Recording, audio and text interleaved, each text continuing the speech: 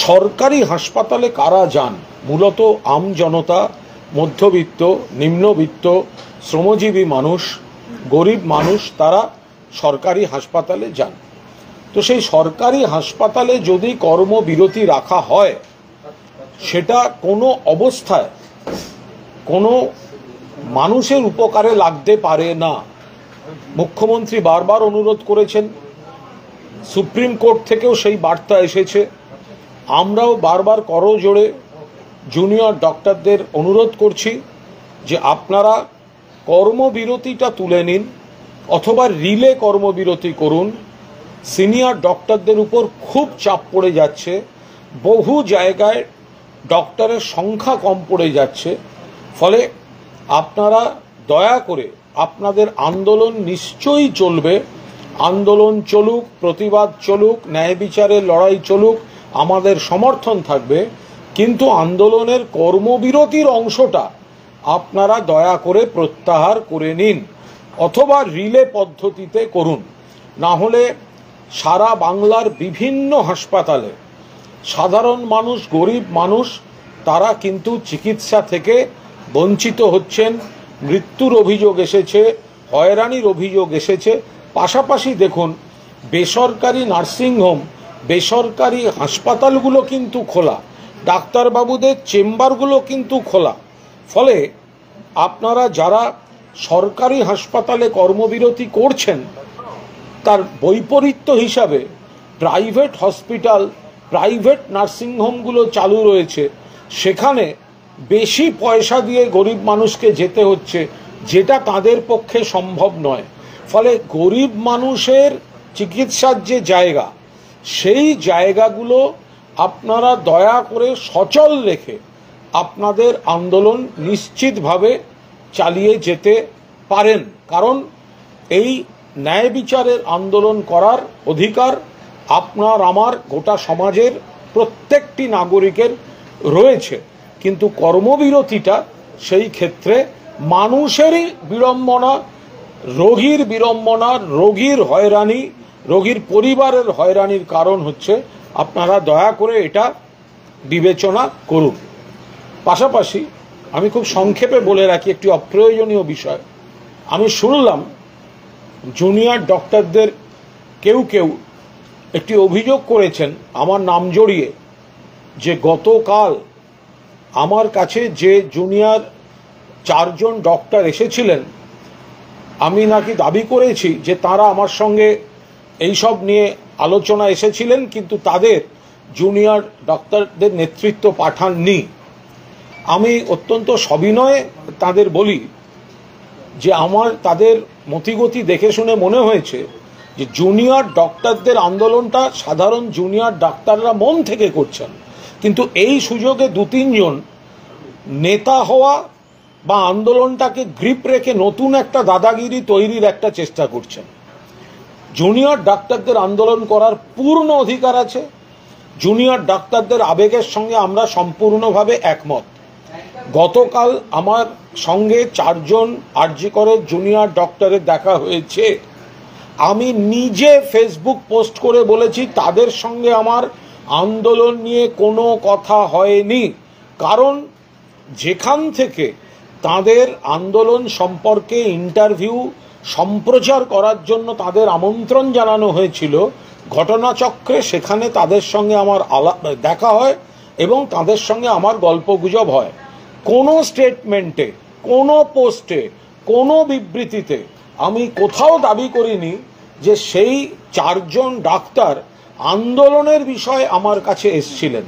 অথচ ঠাকুর ঘরে কে, আমি তো কলা খাইনির মতো কি 2-1 জন জুনিয়র ডক্টরের তথাকথিত নেতা, তারা বলে বসলেন আমি নাকি দাবি করেছি তাদের সঙ্গে কথা বলে আমি মধ্যস্থতা করেছি। উল্টে আমার পোস্ট দেখুন, ফেসবুক, টুইটার হ্যান্ডেল, তাতে পরিষ্কার বলা আছে যে 4 জনের সঙ্গে আমার ঘটনাচক্রে দেখা হয়েছিল, তাদের সঙ্গে আমার এই আন্দোলন নিয়ে কোনো কথা হয়নি। এবং আমি অবাক হয়ে যাই, জুনিয়র ডাক্তাররা তো সবাই প্রাণ থেকে আন্দোলন করছেন, যন্ত্রণা থেকে আন্দোলন করছেন। ফলে এই নেতৃত্বের যে কম্পিটিশনটা তাদের মধ্যে দেখা যাচ্ছে সেটা জুনিয়র ডক্টর আন্দোলনের পক্ষে ভালো নয়। ওখানে অনেক সংগঠন করতে পারেন, আন্দোলন এগিয়ে নিয়ে যেতে পারেন, এরা প্রত্যেকেই আছেন, কিন্তু ওখানে 2-3 জন মিলে এই আন্দোলনটাকে নিজেদের দাদাগিরি দিয়ে হাইজ্যাক করার যে আন্দোলনের অভিমুখ বদলানোর যে চেষ্টা তারা করছেন এবং এত কমপ্লেক্সে ভুগছেন যে অন্য 4 জন যদি কোথাও গিয়ে তাদের ইন্টারভিউ চলে যায় তাহলে আমার দাদাগিরি চলে যাবে, এটা দুর্ভাগ্যজনক, এটা ডাক্তারদের মধ্যে হওয়া উচিত নয়। 2, এবার 3, আমি আবারও বলছি, আমি বলতে বাধ্য হচ্ছি, গতকাল সকালে জুনিয়র ডাক্তারদের যারা লালবাজার অভিযান করেছেন, যারা 4 জন আমার কাছে বিকেলে এসছেন সেই 4 জন নন, যারা লালবাজারে ছিলেন তারা অনুভব করেন যে ওখানে ওই ধর্নাটা চালানো ঠিক হচ্ছে না।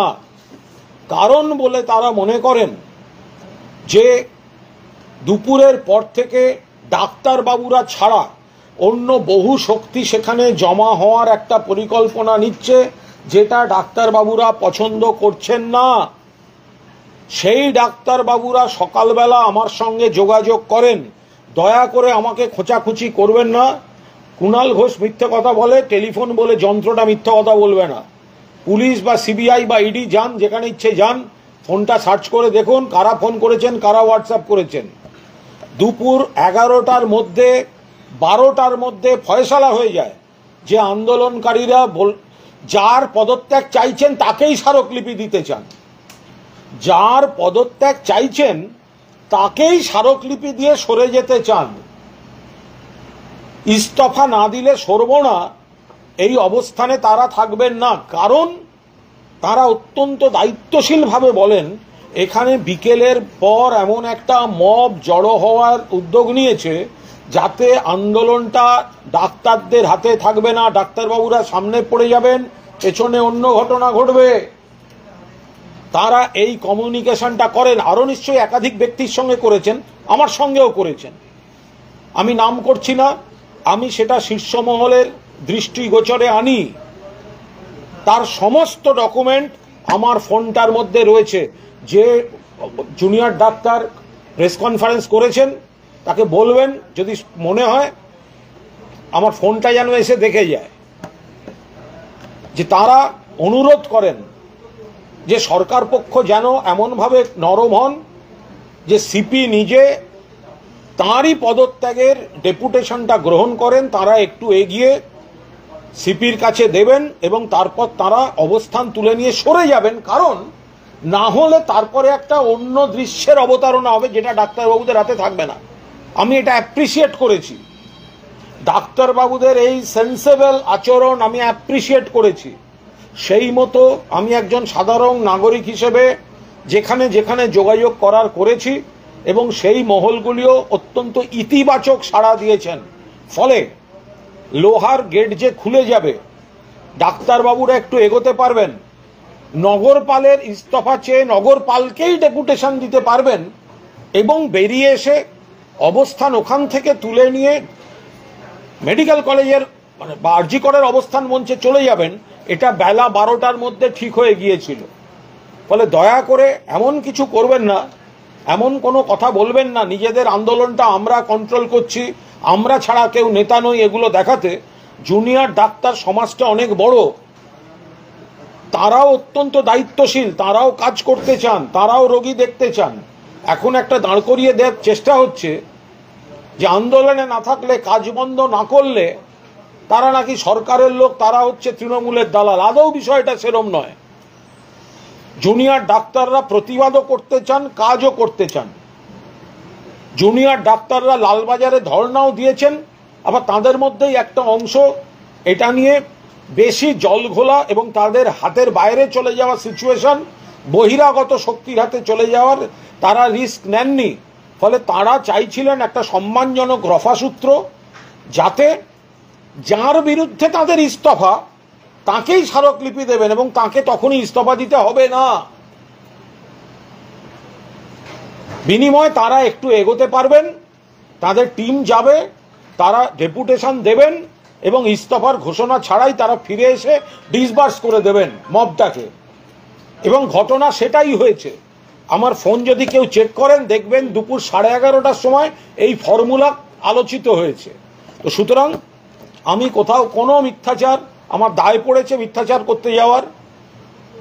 আমাকে ডাক্তারদের মধ্যে থেকেই কেউ কেউ অনুরোধ করেছিলেন, আরো দু একজনকে অনুরোধ করেছেন, সকলেই দায়িত্বশীল ভূমিকা পালন করেছেন। কিন্তু দু একজন ডাক্তার নেতা যারা চাইছিলেন ছেলে মেয়েদের উস্কানি দিয়ে গন্ডগোলটা হোক, অবস্থান চলুক, ন্যায় বিচার একদিকে, তাদের লড়াই হচ্ছে তাদের মুখ দেখাতে দিতে হবে, তাদের লড়াই হচ্ছে তাদের টিভিতে যেতে দিতে হবে, তাদের লড়াই হচ্ছে তাদের ব্যক্তিগত নেতৃত্ব প্রতিষ্ঠা করতে দিতে হবে। এইগুলো ডাক্তারদের মধ্যে না হওয়াই ভালো।